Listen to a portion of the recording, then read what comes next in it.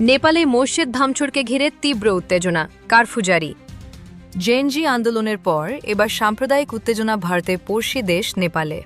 অশান্তির সূত্রপাত পারসা জেলার বীরগঞ্জ শহরে। সম্প্রতি সোশ্যাল মিডিয়ায় ধর্মীয় বিষয় সংক্রান্ত একটি পোস্ট প্রকাশ্যে আসে। তা দেখামাত্র বিক্ষোভে ফেটে পড়ে জনতা। পরে একটি মসজিদে ভাঙচুর চালানো হয়। পরিস্থিতি নিয়ন্ত্রণে আনতে কাঁদানে গ্যাসের শেল ছোড়ে পুলিশ। এই অবস্থায় নেপাল সীমান্ত সিল করল ভারত সরকার। নিরাপত্তা ব্যবস্থা বৃদ্ধি করা হয়েছে। মোতায়েন করা হয়েছে ডগ স্কোয়াড।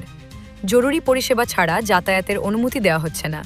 একই সঙ্গে আজ বুধবার পর্যন্ত বিহারের রাক্সোল জেলার নিকটবর্তী বীরগঞ্জে কাফু জারি করেছে পারসার জেলা প্রশাসন। সোশ্যাল মিডিয়ায় একটি ভিডিও পোস্ট করেন হায়দার আনসারি ও আমানত আনসারি নামে দুই যুবক।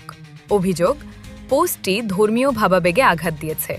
বিষয়টি প্রকাশ্যে আসতেই বিক্ষোভে উত্তাল হয়ে ওঠে ধনুষা ও পারসা জেলা। হায়দার ও আমানতকে পাকড়াও করে পুলিশের হাতে তুলে দেন বাসিন্দারা। এরই মধ্যে কমলার সাখুয়া মারান এলাকায় একটি মসজিদে ভাঙচুর চালায় দুষ্কৃতীরা। হিন্দু সংগঠনগুলির অভিযোগ, প্রতিবাদ চলাকালীন দেব-দেবী নিয়ে অবমাননাকর মন্তব্য করা হয়। এর জেরে পরিস্থিতি আরও উত্তপ্ত হয়ে ওঠে। পুলিশকে লক্ষ্য করে ইট পাথর ছড়ে উন্মত্ত জনতা। উত্তেজনার কারণে ভারত-নেপাল সীমান্ত সিল করে দিয়েছে সশস্ত্র সীমা বল এসএসবি। ভারত-নেপাল সংযোগকারী মৈত্রী সেতু সহ একাধিক সীমান্তবর্তী এলাকায় নজরদারি চালানো হচ্ছে। নেপাল থেকে ভারতে ফিরে আসছেন বহু শ্রমিক।